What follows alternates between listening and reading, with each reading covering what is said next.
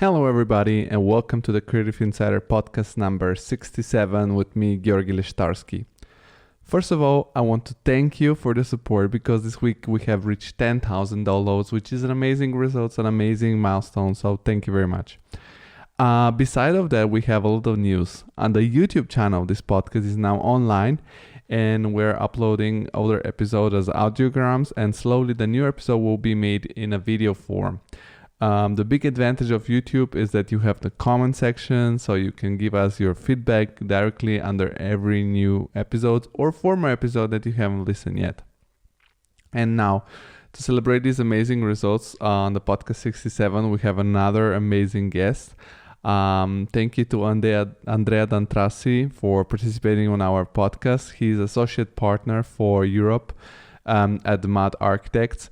I have met him a couple of years ago here in Frankfurt for a conference for the high-rise prize that the German Architectural Museum gives every 2 years, and he held a presentation about a project from MAD, which was, I think, second or third place.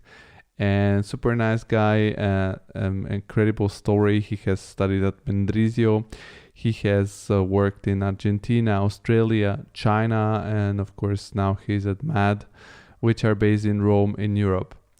So before we start, I want to thank you one more time and to remind you how you can keep supporting this podcast. One option is by subscribing on the platform you're listening and leaving a good rate, or now subscribing on YouTube. You'll see the link below. If you would like to stay in touch with us and know what is going on every month, you can just subscribe to our newsletter on thecreativeinsider.com, also link below. Of course, remember to follow our social media channels, which are Instagram at TCI Podcast and the LinkedIn page, The Creative Insider. This is important because when we have a bigger followership, when we go and reach guests as Andrea or other important people that we have had on the podcast, we have this backbone which is very strong of you, that so the people know that they're gonna reach a lot of a big audience. So this is important. And last but not least, if you really enjoy our show and if you think it's very useful and very interesting to listen, you can support us now on Patreon. You'll find the link below, with $5 a month or the wish amount of money that you can spend. And now there is a news. So all the people who will be supporting us on Patreon, we will have the opportunity to know in advance which are the future guests of the podcast, and they can submit a question. And some of those questions will be asked on the podcast and you guys will be shout out. So if you're really interested to ask your own questions on the future guests, just go to Patreon and support us. But enough with talking, enough with presentations. Thank you very much one more time and enjoy the conversation with Andrea D'Antrassi.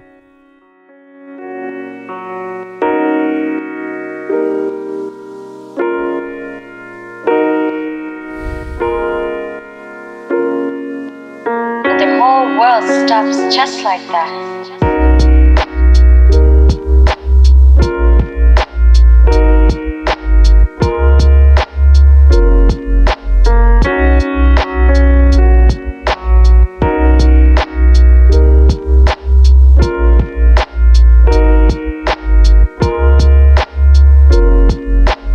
The whole world stops just like that.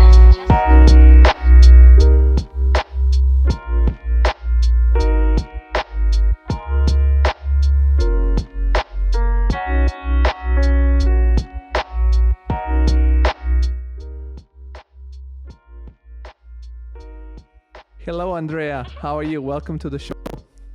Hi, Georgi. I'm fine, thank you. Thank you for accepting my invitation so quickly and to be so patient with my organization. But it's been a crazy day.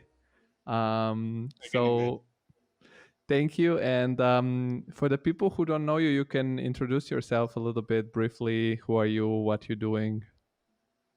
Yes, so I am Andrea D'Antrassi and I am associate partner of MED.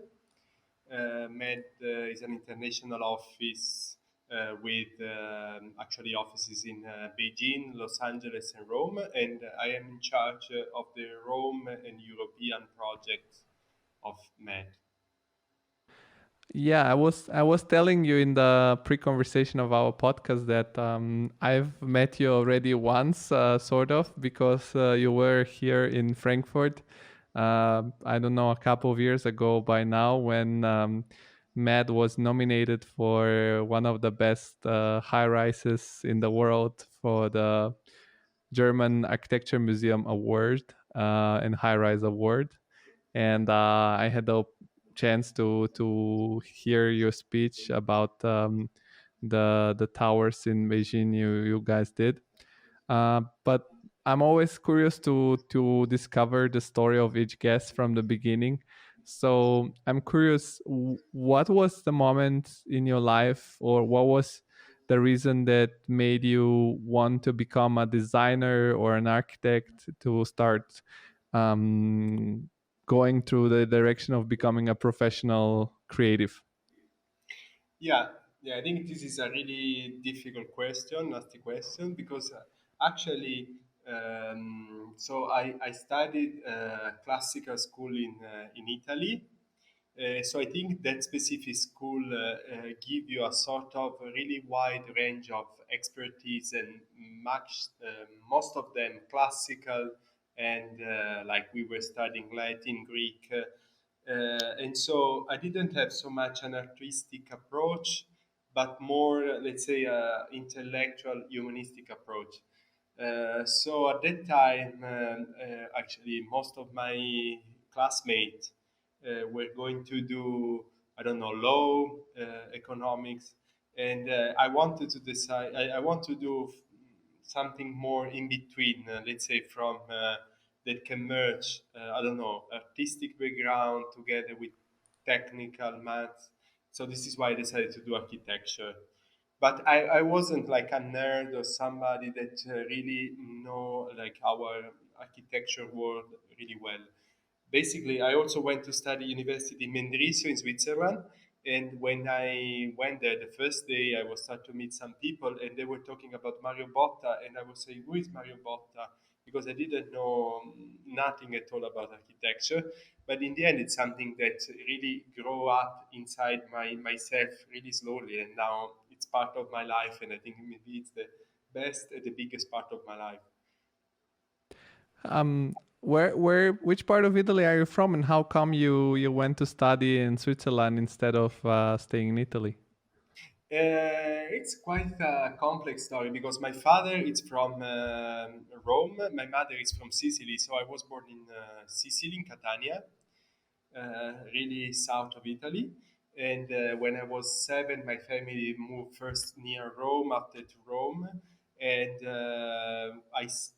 after basically when my father knew that I wanted to study architecture, he knew about Mendrisio in Switzerland, and he proposed me to go there, and I say, why not? Because I wasn't so sure about which faculty take, if in Milan or Rome, and so I took that challenge that my father proposed me, and I think in the end was the right choice because Mendrisio was at that time when I was studying was really like a dream, like an architecture office, architecture faculty of university with a lot of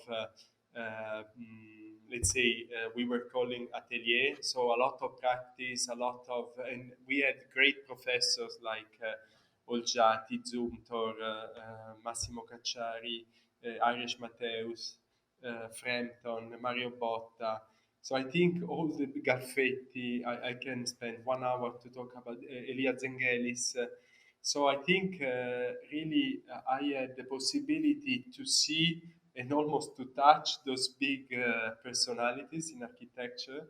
And for me was a great actually opportunity. And so I thank my parents that give me this possibility to go there. I think was a really great experience. not only studying with them, like the idea to steal a lot of secret from them, but also, I don't know, going to a party. Mendris at the time was really small, like, I don't know, 500 students. So I was going to a party, and I don't know, big professor like Zumto were dancing next to me, like with some. So it was really a community, sharing knowledge, sharing ideas, and was a great actually time of my life. I think it's really ironic because now that you're talking about the university at Mendrisio, I remember we have had already a guest on our podcast that studied in that university, which is Tudor Vasilius. He currently doing visualization for architecture, and he's from Romania, and he had a completely different personal experience. But he was Didn't more, like it. yeah, he didn't like it, but more on his personal level. I think he know, not like, after so many years, he said he now No, but actually, understands. I had many friends that didn't like Mendri, so they were hating, like, they didn't enjoy it all. But I think yes, because it can be really tough as well. Because in Mendrisio there is only a big shopping mall, the school, and I don't know, some few other things. So it's like a small town with this huge institution for architecture. So it's not easy. And actually, for me, the first time was quite hard. And the reason why I succeed, because I had good friends, and but yeah, it was not easy at all. Like, it can be really tough. And maybe for you also easier to integrate within the culture because you speak Italian, and in Yeah. Mendrisio they speak Italian too. Yes. But I'm curious. You mentioned you have had a support of your parents. Is the was the faculty? Is it an expensive tuition to go study in Switzerland in Mendrisio, I think or for Italian standard that we have good public university that are almost free, or it depends from how much you earn. Was quite expensive. But my father was a person that is a person that never compromised about education. So it can be really, I don't know. We were asking for a motor when we were, because I had five brothers, and so we were asking, I don't know, to have a motorbike at 15. He was saying always no, but about culture and about education, he wasn't, let's say, close to discuss about investing money in education. So for him, even if it was an effort, because we were a normal family, uh, he was totally fine with that. So this is why I thank them for this. I come from the same mindset in my family, so I understand, and I really like when people put priority in front of education. And it's always better to help your kids by giving them a profession instead of giving them money, and then they won't have. So teaching them how to have their own job.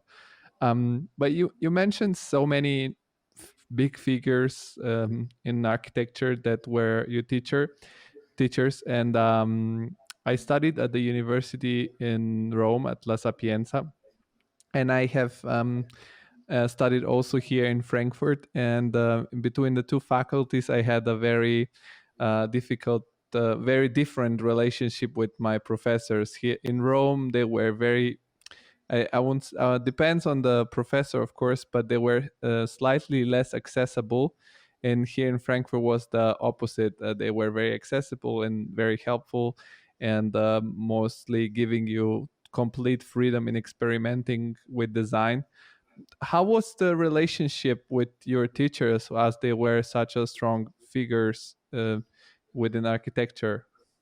Yeah, I think I have some memories. I think I can tell most about three. I think Mario Botta was really impressive how he can teach about real life of architects at the office, because he was caring not only about designing, about which kind of, let's say, beauty you give to your project, but also about functional things. So it was getting crazy if you don't if you don't draw properly I don't know, the footpath, the street to access the project. So I think the normal things that actually also make the difference when you are after the university in the real life.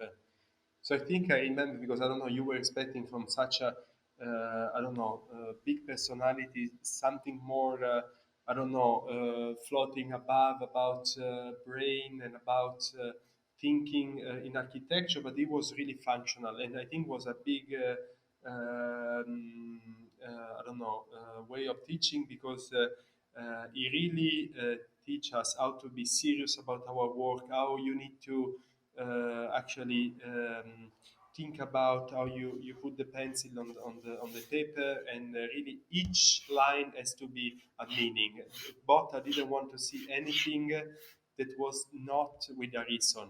That actually, after in my career, is maybe totally the opposite of what MID does. That it's all about emotional emotions, and also because of my work experiences in Med and Fuksas, that I think are the anti-Botta architects, no? So for me, it's really, and maybe as architects, we need to do both sides of the moon. And I love this contrast because I think our work is full of contrast, and I think if I see now from the exterior my educational background and career and my professional career, it's like there are these two opposite. They combine each other. They make, I think, a professional quite strong.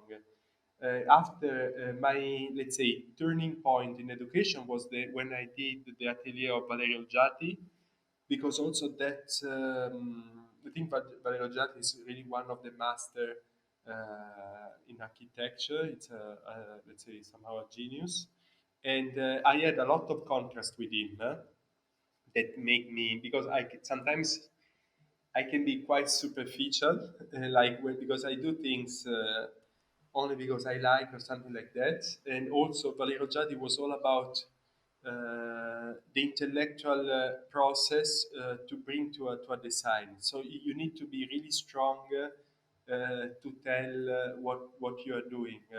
And I think with Valerio Giatti, there was a lot of contrast, a lot of maybe misunderstanding, and but in the end was really somehow also a really wonderful experience to let's say, understand that kind of teaching method that he has, and is really particular, really well defined.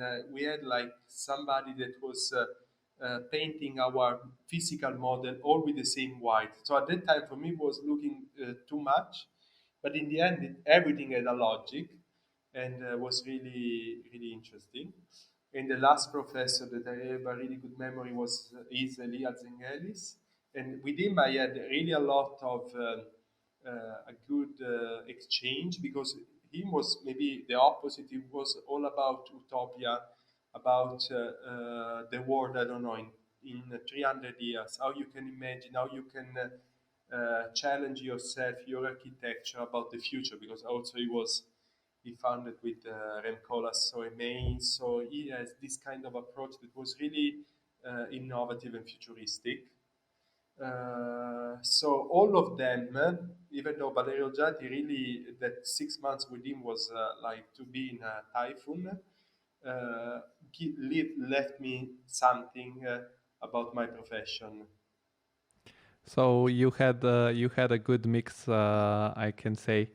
Um, and I'm like in within this experience in Switzerland, you have traveled also abroad, and you've been to Buenos Aires, Yes, if I'm not wrong.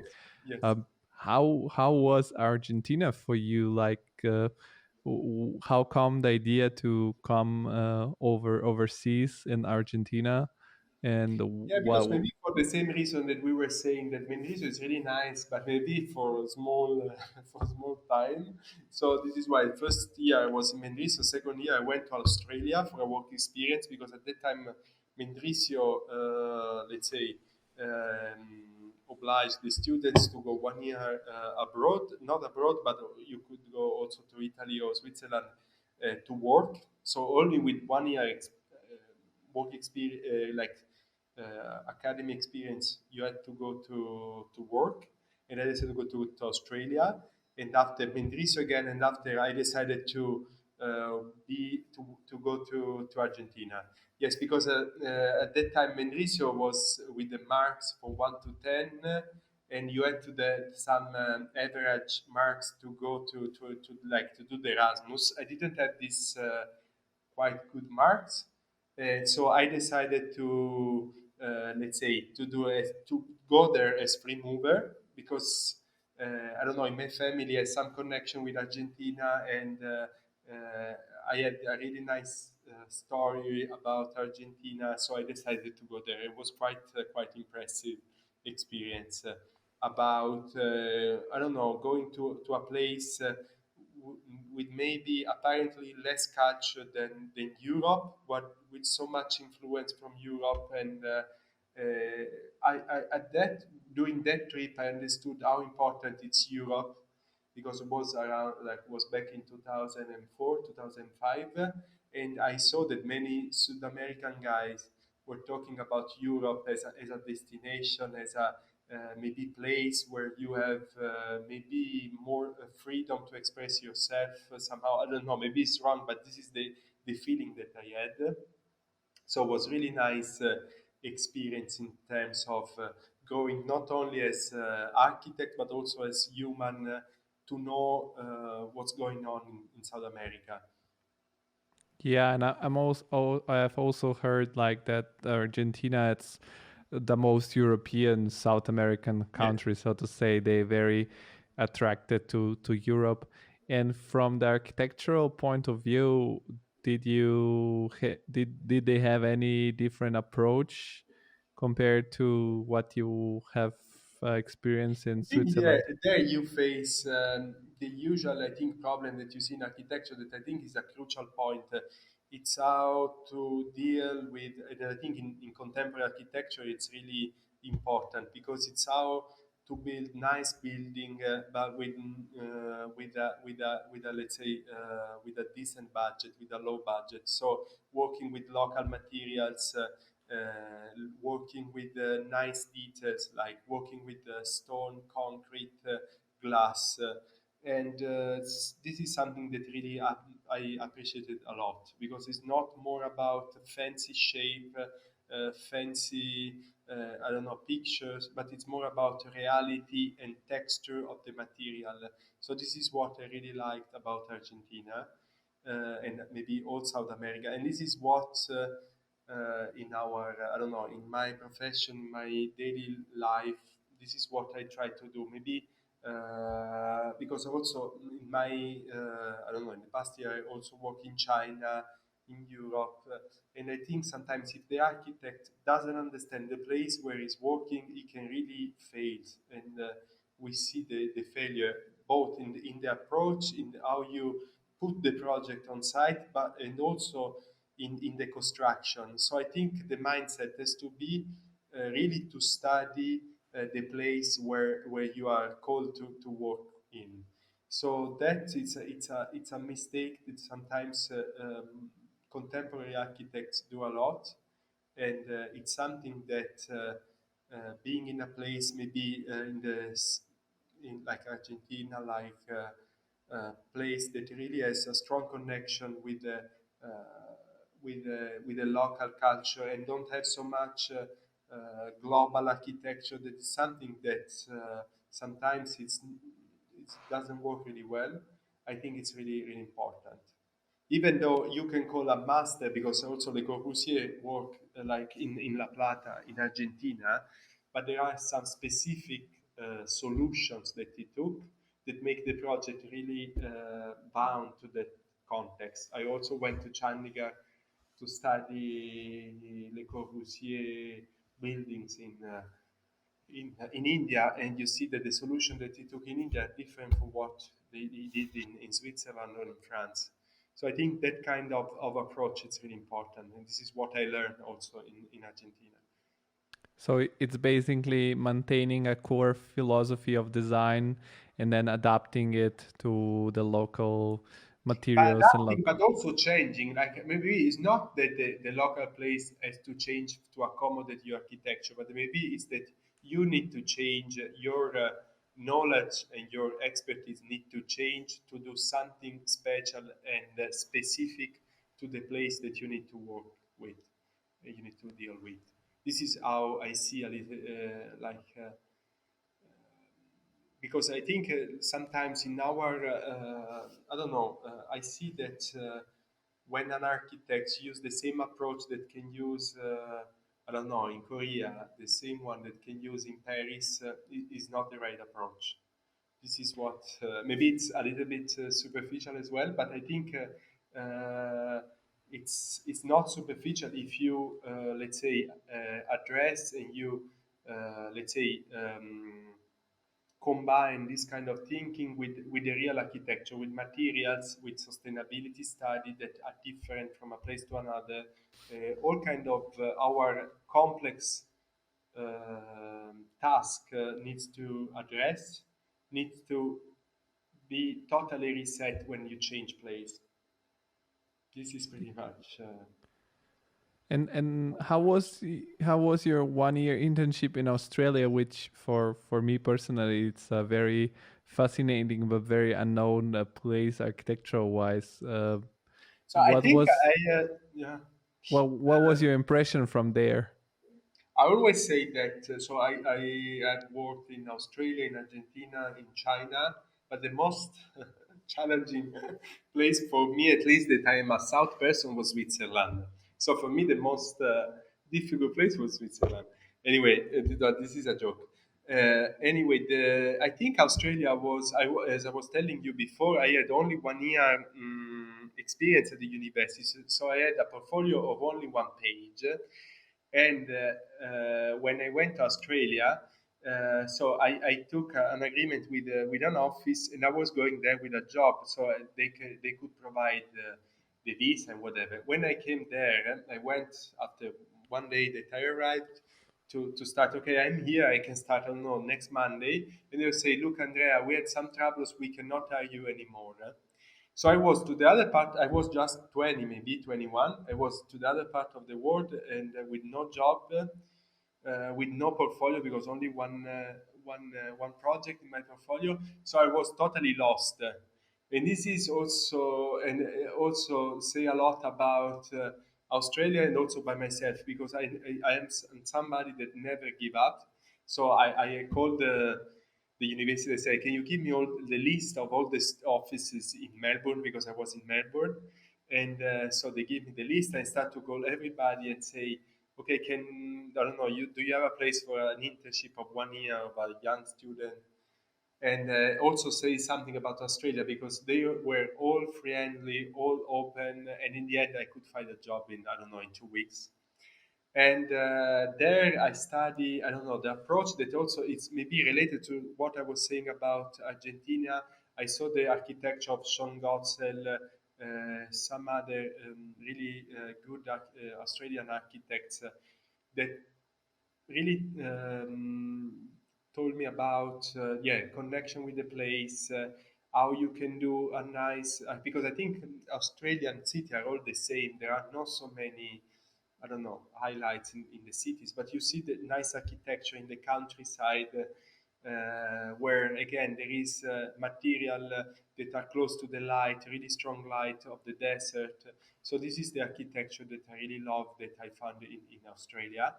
And yes, I had really good memories about that kind of serious professional approach, but in the same time really friendly. Really, most of the time Australian people say take it easy, and I really love that kind of because I love to work with no stress, with not too much pressure, even though you have big tasks and big I don't know tasks to achieve. I really love that kind of attitude that is more about the work. It ends in one point, and you after you have something else that starts. Yeah, and I think by then also Australia has changed because now also Rem Koolhaas was saying that in some of his speech that we as Europeans should ask ourselves how it's possible that in within the last 20 years the top livable cities of the world are in Australia or Canada instead of here. So maybe architectural wise has a little bit changed since then. But No, no, but I'm not saying about, sorry, and I don't want to be misunderstood, but was more about that for sure the Australian city are really beautiful, like all of them. Brisbane, I read that they won the next Olympic game, so they are wonderful city.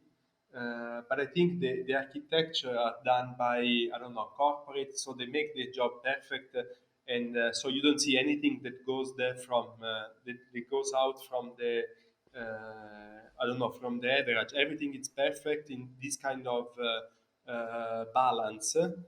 And so I like more, I don't know, the small houses that have a relationship with nature. This is what I was saying. But uh, I have to say that the kind of life that you have in Melbourne, for example, the cultural institution that you have, yeah, it's really high standard. you said in the beginning that you approach architecture from a more humanistic point of view because you came from a classical high school, which is based more on humanistic sciences. And from the conversation so far, I can see that you have studied a lot of the figures in architecture. I'm curious, how did you approach this study? Did you and in the meanwhile, you ended up working for architects that also involve a lot of technology, so to say, and science in their projects somehow. How did you approach this educating yourself about architecture? Were you somebody that read a lot and read more and studied than the works, or what was your? How did you approach it as with your humanistic background? Yeah, basically, no, I didn't study so much. I think uh, I don't know. I like to have a really wide range of knowledge. No, so I'm a person that, and I believe that also our work is not only about architecture, but maybe something that already we have heard many times. But to be an architect, you need to read more than I don't know, the classical architecture books. You need to know more about politics, economy, sociology, philosophy, because really our work. I don't know, a small part is about aesthetic, about construction, about tectonics, but it's all about also relationship with the society, where the market is going. I always say that I think architecture it's really bound to complexity because there is our work. It's really you cannot maybe enclose the amount of knowledge that we need to know and amount of maybe microchip that you need to activate to get a job to make it real, to make it buildable. So this is why I was a person that I was reading a lot and I know a little bit about architecture, but my interest was a little bit more, I don't know, 360-degree. So I was always reading about politics, about society, because really to know more, this is why I also end up in China, because I was reading about the booming that China was having and because I think nobody can understand China if doesn't go there, it doesn't experience China. And I think also China was a big shock in my life to understand, to see the power of that country. That is an amazing country that I think in history we never had like such a I don't know, moment where you have a power like or a nation like US that is so strong, but sometimes somehow it's also dominating by another one that is really strong because Russia maybe I don't know 50 years ago never had the power that China has now. So it's not only about, for me, it's never only about architecture, knowing buildings, but it's all the story that is behind. How, what is the reason of a buildings? Because all buildings, even if you do residential, I don't know, standard residential, social housing, it's determined by other forces. So for me, this is and you need to know, as an architect, you need to know where to place yourself were to respond to this kind of complexity that the society represents. So for me, yeah, it's somehow combining studying of the architecture, new materials, new ideas, new concept. I think COVID also brought a lot of thoughts about new offices, new residential typology, but also how you combine with this world that it's changing in a speed that we never saw, and somehow we need to have really fresh brains to somehow respond to those needs and to give an answer. And I'm curious. I don't know. Maybe I'm being too Italian, talk too much, and don't go too much directly. But this is I think my vision. Yeah, I think yeah we cannot study only about architecture. I think architecture is much more. No, it was very clear and very nice to hear your whole point of view. And I think it's really important. In what I try to do in this conversation is really understand the way of thinking of the different creatives that we have on, because also when you read an article on design newspapers and magazines, or if we go in conferences, for instance, as the one I have attended and you were speaking, most often people talk about something they have realized or how they have done it, what was that workflow. But there is yeah, and there are books also, but I think the podcast and this form of conversation, it's really helpful to develop these ideas in a more casual and accessible form for everybody. So I don't think feel free to develop your Okay. thoughts in the length you like and in the way you want. Um, and so now I got a feeling a little bit about your background and how you develop yourself as an architect. How did you end up at Fuksas at first? Like, you came back you went back to Rome at the origins, where the Yeah. main Fuksas office is, um, and uh, and from there, I guess you went directly with Fuksas and Fuksas in China. Yeah. How were the first years and the experience that you could gather at that studio? Yeah, basically, yeah, as I was saying, my family was traveling a lot when I was young, so I never lived for a long time in Rome.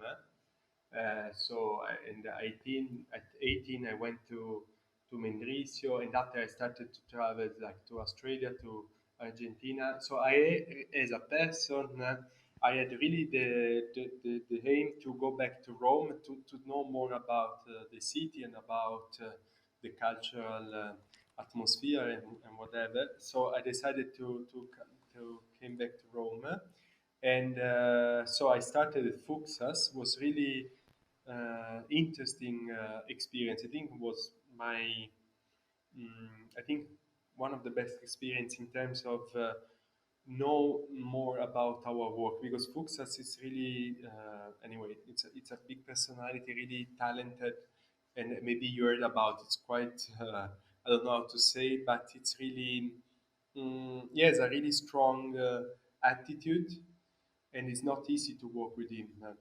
And so I learned a lot from my, let's say, workmate, because him was such a strong personality, as it can be Zaha, it was Zaha or Ma, but he was I don't know the situation were quite difficult, a really challenging project. We were all really young, so I think we built, like, to survive, we built a really strong friend team, and everyone was sharing the knowledge, so about technical things, about software, about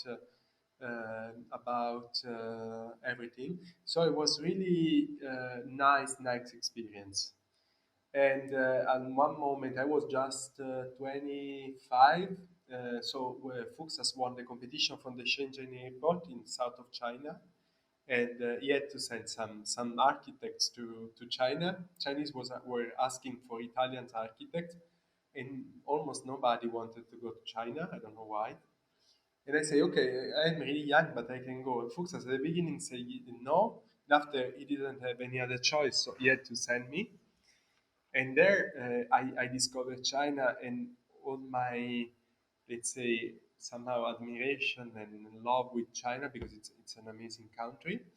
And was really interesting because you knew the best maybe Italian, I don't know, approach in architecture, design, all the strategy that you have behind, and all Chinese complexity as well. Because in my, I don't know, in my thinking, complexity is always a word that always come back because also you know the complexity to build an airport of 1 million square meter that involved the local design institute, the interior designers, transportation consultant, luggage consultant, security consultant.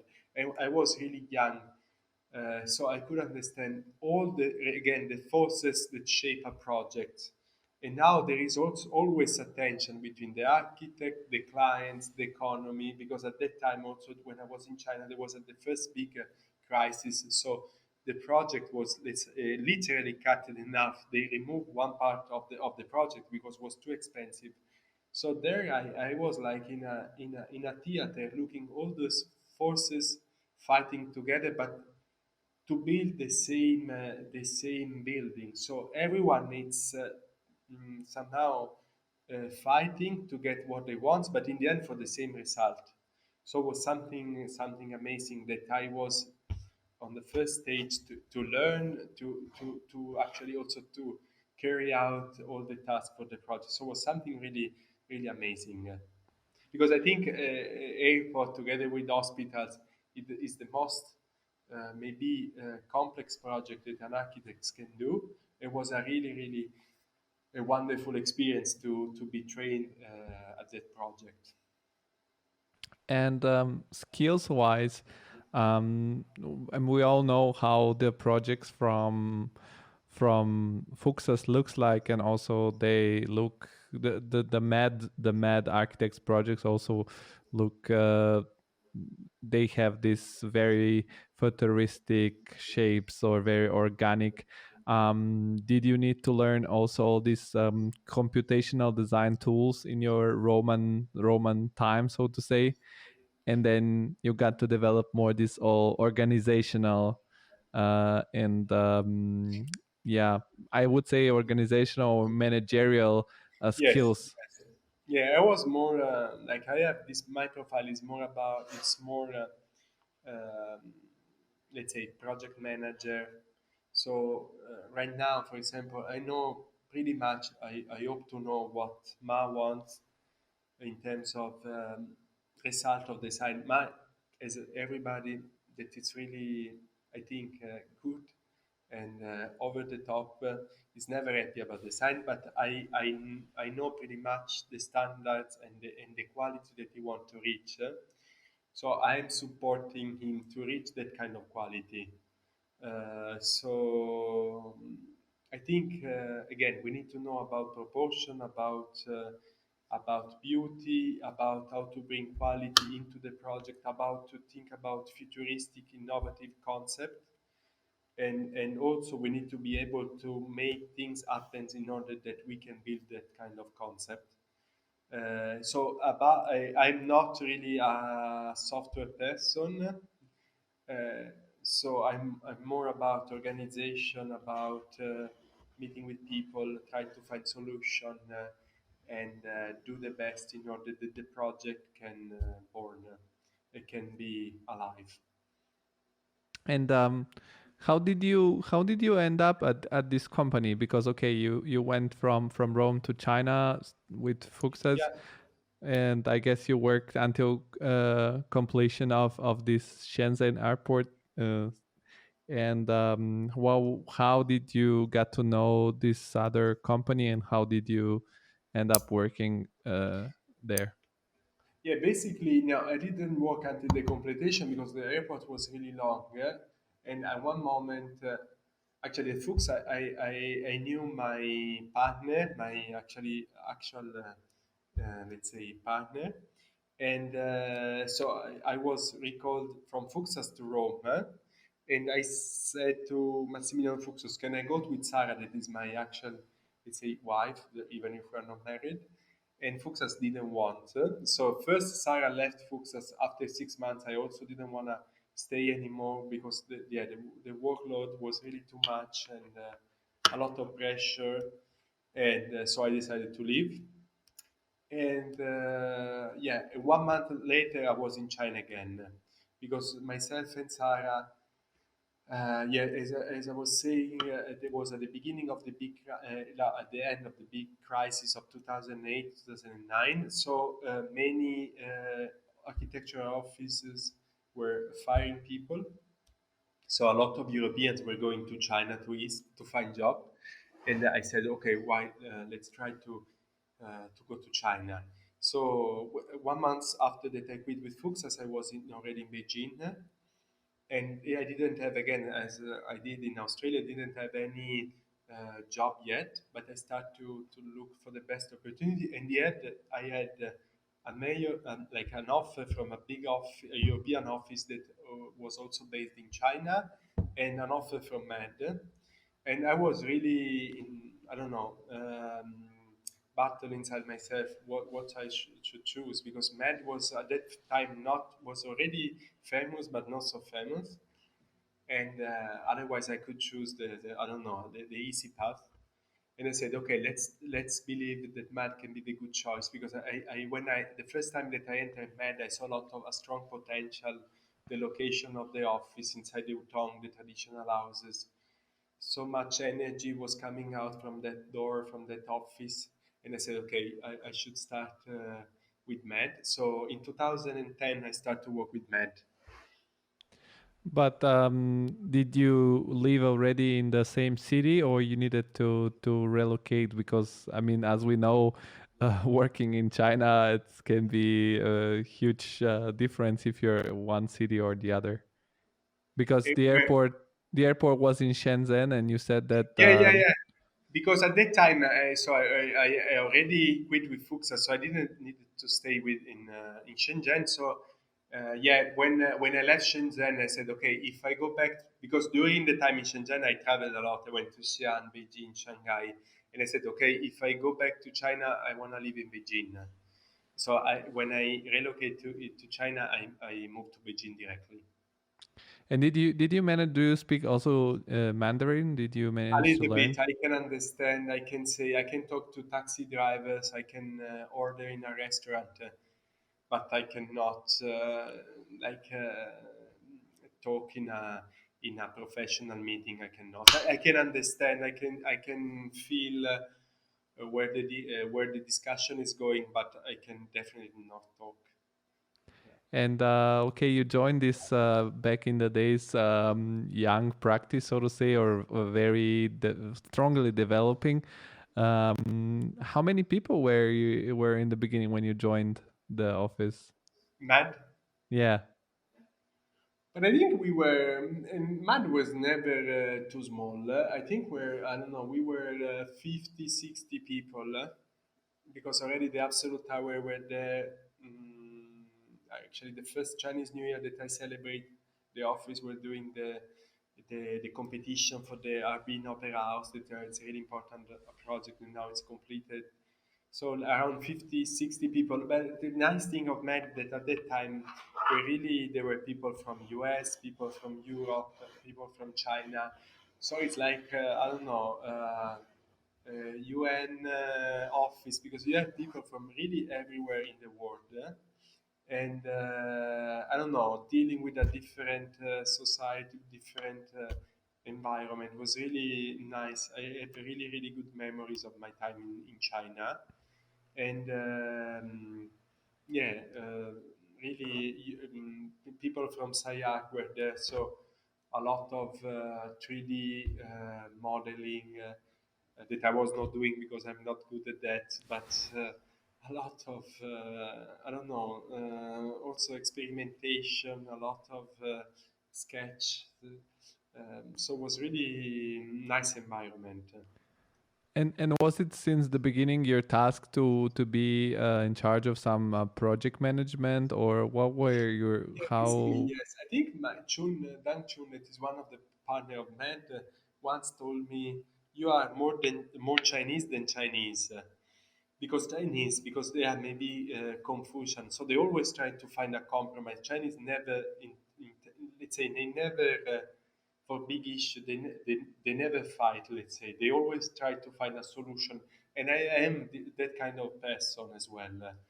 Sometimes, yeah, my wife said that I am in Italian democristiano, that politically is always in the middle, trying to find a solution. So I am like that. So I was working with this big team, dealing with big master plan, trying to fit square meters, try to, I don't know, make Ma happy because Ma is never happy when you have too huge massing that doesn't work with the design.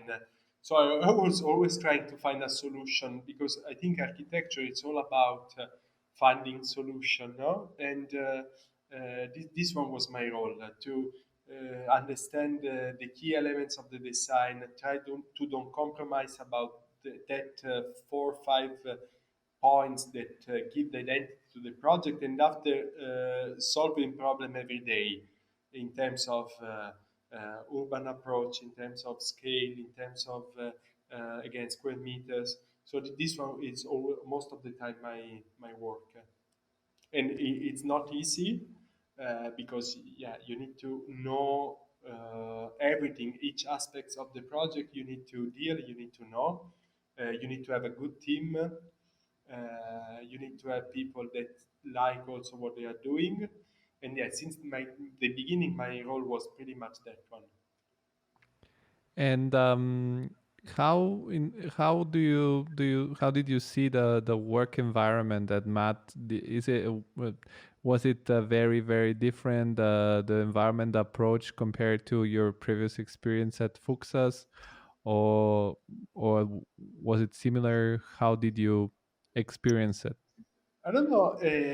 Fuxas was really, I don't know. I think there is a cultural difference pretty much. I think Italian offices are quite professional. I remember that at Fuxas we were printing email about, so recording everything. So you have this kind of approach that it's really somehow you are in a creative environment, but everything is set, everything goes in a folder, and so I think Mad was much more creative and also much more free somehow because I think Mad everything needs to go, but you have a lot of freedom in terms of how you organize yourself, how you organize your team, and I think there is this kind of, and also because China maybe now or maybe in the past years now a little bit less was looking a lot at I think at US. No, so you have that kind of environment where you have the ping pong,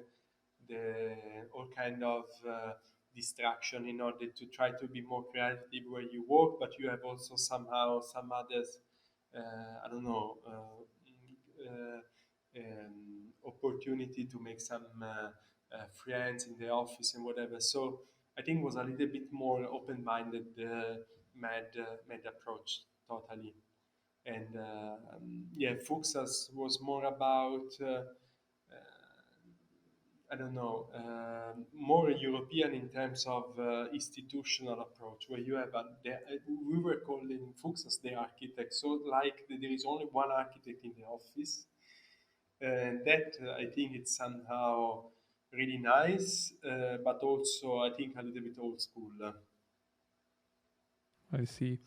And after how long time did come the idea that there will be um, an office in Europe, and how did the choice land for Rome? I was always curious about that decision because I've lived personally most of my life in Rome and in Italy, and yes, I was curious. Also, Zaha did had an office in Rome, but she closed it, I think. And it's a it's a very beautiful city, but also very complex. So I'm curious, how did Matt decide to open the European office in Rome? Yeah, there are many reasons. Everybody's asking why you decided to open the Mad office in Rome. So I think I must say that Ma, since the beginning, always rely on me and really trust me so far. So he said, okay, you decide what is the best option because he asked me, but shouldn't you open in Milan, in Rotterdam, because we have a project in Rotterdam, I don't know, in Germany, in Paris. And as I said, I have a strong connection with Rome. And I said, okay, if because I am also that kind of person, I think an architect to do a nice job has to be in the nice environment, an environment that if feel friendly or if feel close to. So this is at that moment I said after 5 6 years in China, I want to know more again about Rome, and I wanted to stay in Rome. So I couldn't, because somehow I feel that in Rome I am at home. So to open an international office, I want to have my, I don't know, my connection and my, somehow my, uh, how do you say, my, yeah, my connection, my friends, my, somehow my reference point. So this is why I told Man, I think Rome can be the good choice. And he said, okay. And I placed the office in Rome, but for me the office somehow is not in Rome because since the beginning I was traveling a lot and moving from south to north to west to east. So somehow physically we are in Rome, but we are always trying to be connected in Turkey, in Paris, Rotterdam, UK. So I think now all kind of technology and again COVID gave us the big picture how we can be somehow everywhere. No, so physically we are here because I think you studied in Rome and I think there are two, three architecture university that gives every year a lot of young architects that I tested them and they are really good. They know really well because at the beginning I was really scared. Maybe young architects in Rome, they don't know a 3D modeling software, but they really know. They are really well educated in architecture. So I'm really surprised and really glad to see the quality of architects that I can find in Rome. And in the end, I'm really happy of the decision that we took to open this office here because even though, as you know, Rome is a really sleepy city, really difficult city with a lot of problems in terms of commuting, in terms of, I don't know, mobility.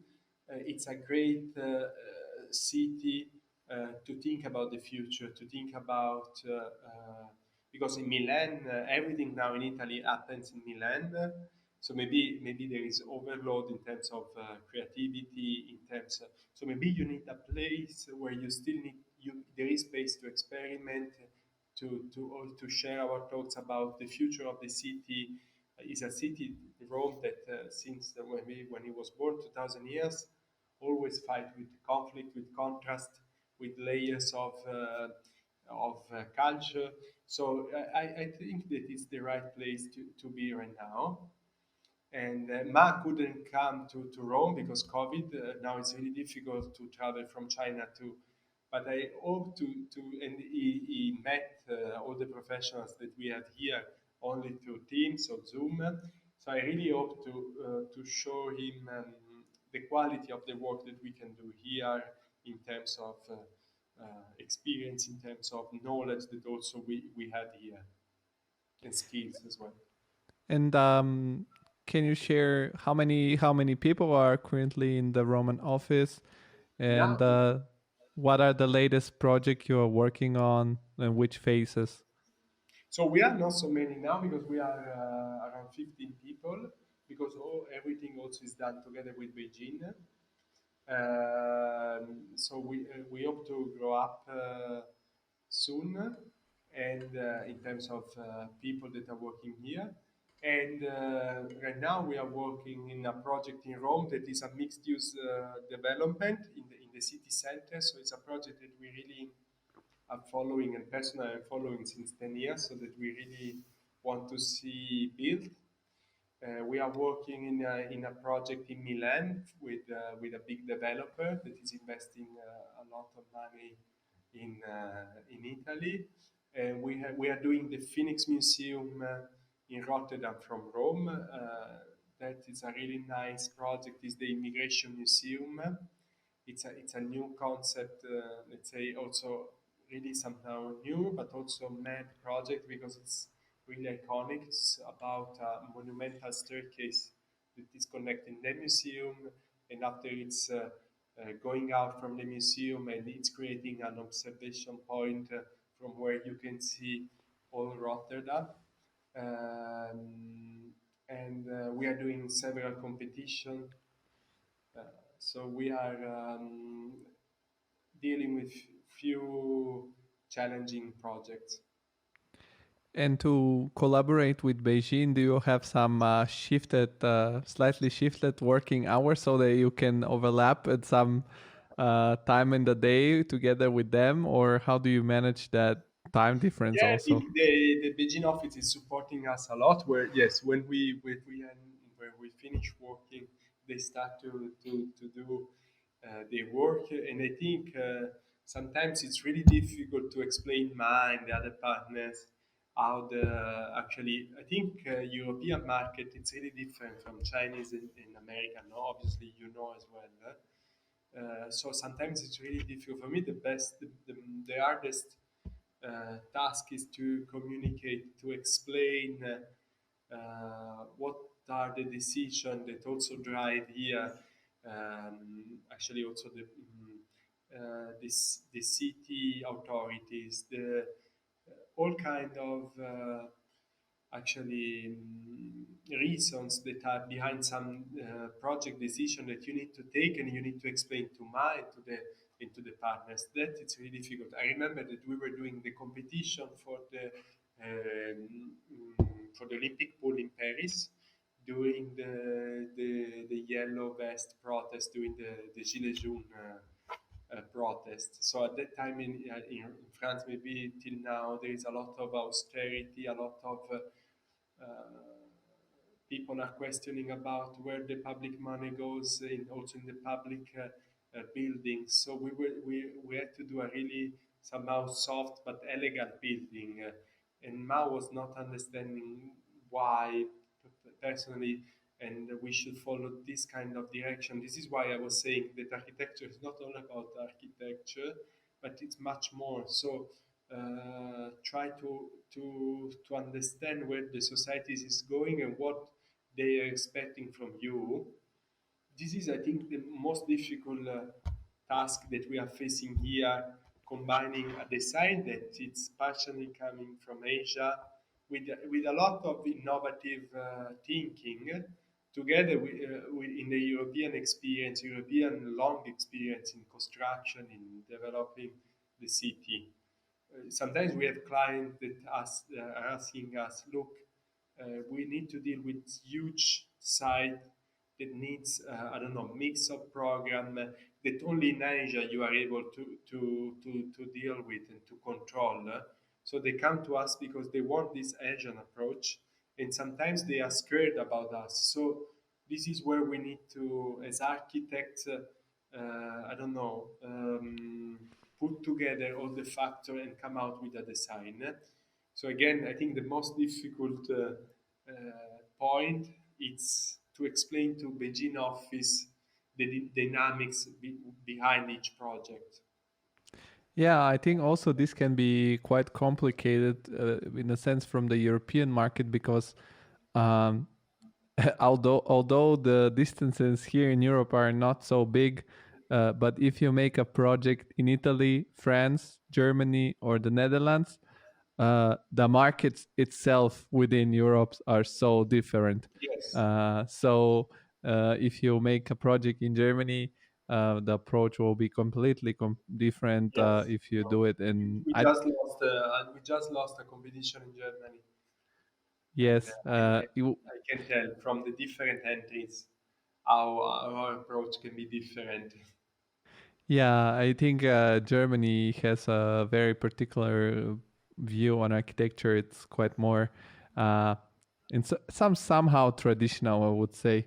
Um, and what is the you mentioned competitions and this competition in Germany, the competition for the Olympic pool in France, is for a studio like yours still competitions the main project acquisition method, or by now the studio is sort of a brand and also you have a lot of direct clients that approach you and say yes we want to work with you because you're an established also Both. I brand. think we take both kind of project, but I think each project. I don't know if we mention the biggest right now. I don't know BIG. I think all the big projects come through competition. I think because public projects come through competition and private private institution or clients, if they need to assign a project, they do a competition. So there is no way that you can, I think, grow up with an iconic project, with important project without competition. So I think competition anyway is the most important ways so far to get a project. And what I like, because I have experience in each country, the best place I think for my I don't know small experience, it's France. For what I can see, because France. They call few architects two-stage competition. They give an expense refund on the first after if you are selected. It's true that sometimes in France the process is a little bit too long, so that can be really energy consuming. So that is maybe something that they could fix. But I think the French way, with a little bit of I don't know, with some adjustment, can be the best way to assign a project. And I have talked with people now from different, so to say, world renowned offices. I'm curious, what is the productivity production organization at MAD? Because, for example, in Zaha did they have some sort of clusters where there are clusters that do competitions, and then the project is basically shifted through these different clusters until it's completed. Do you guys have some sort of structure? Like, I don't know, is Beijing sort of the head of design, and then you work together with them, or all everything is decentralized? Is there some precise organization of the really production of projects? Yeah, I think no, we are less divided in, let's say, in department or in fixed teams. We try to be I don't know a person that works in more in the further stage of the project. I don't know, did the construction drawings or check that or supervise this kind of phases, can also work in competition in terms if we need to study details. We are really, let's say, horizontal distributed to have an overlook of our entire, let's say, process. Basically, all the design comes from Matt because I think it's an architect with a really strong vision, strong idea, and so it's nice because you can convince him to improve the project, to change sometimes the project, but he knows what he wants. And sometimes I'm astonished when I see him also talking to clients how he can convince with few words about the beauty and the strengths of an idea.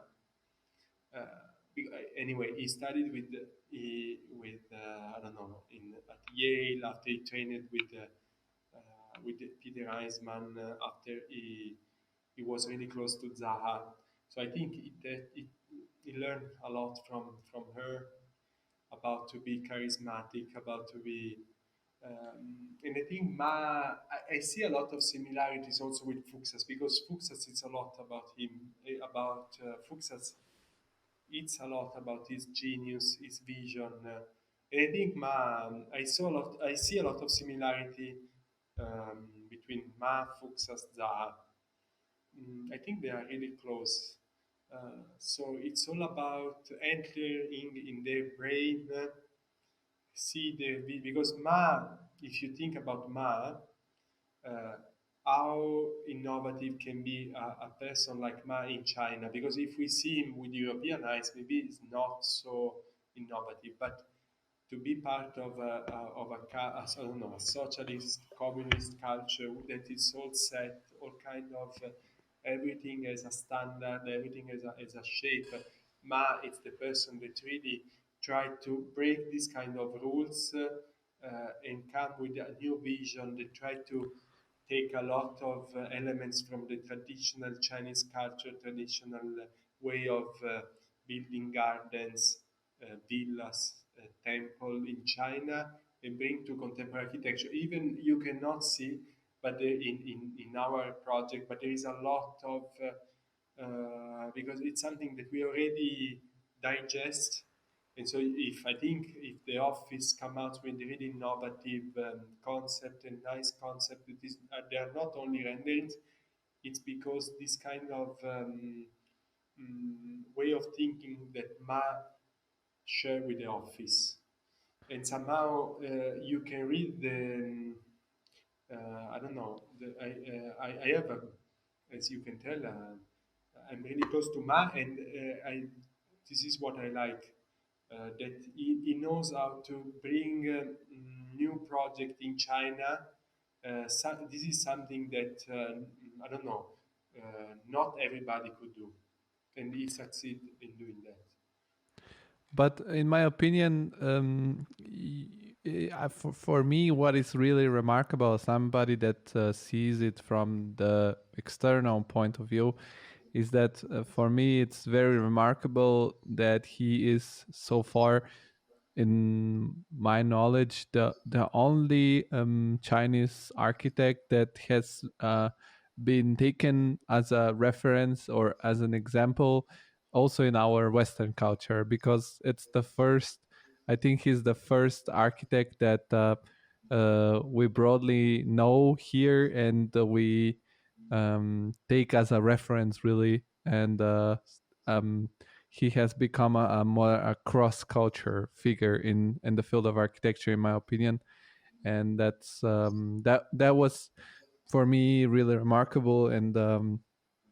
And yeah, for me that was very impressive, because of course I don't have your inside view within China, and that for me was really interesting, and that why I wanted to talk to somebody at the office so that we can have a really inside view of the company. And I want to thank you that for that. And we always conclude the conversation with each guest. We try to create this pot of ideas for inspiration, and ask every guest in the end if they have some inspirational, personal favorite movie, song. I always ask also for place, because sometimes people go to a certain place to recharge their creative energy. So, what pops up in your mind as something that you really love to, or book to read? So to recharge and To get a more creative mindset or inspiration. yeah, yeah, about the place, I think like going to Rome city center or going to Rome, a Roman park, be there, I don't know, in a quiet place, or going to I don't know, to a museum in the city center that is totally opposite from the architecture we do. Also try like really give a new, let's say, perspective, classical perspective that helped me a lot. In terms of music, I like to really free my mind to listen like the latest. I don't know. I don't know. Like switch on the radio and listen like whatever it comes because give me some I don't know. I don't know. I don't have a playlist in Spotify or whatever. I like to go random and listen whatever I can find because I can listen something that remember either something that I don't know a song that is related to a memory or something like that.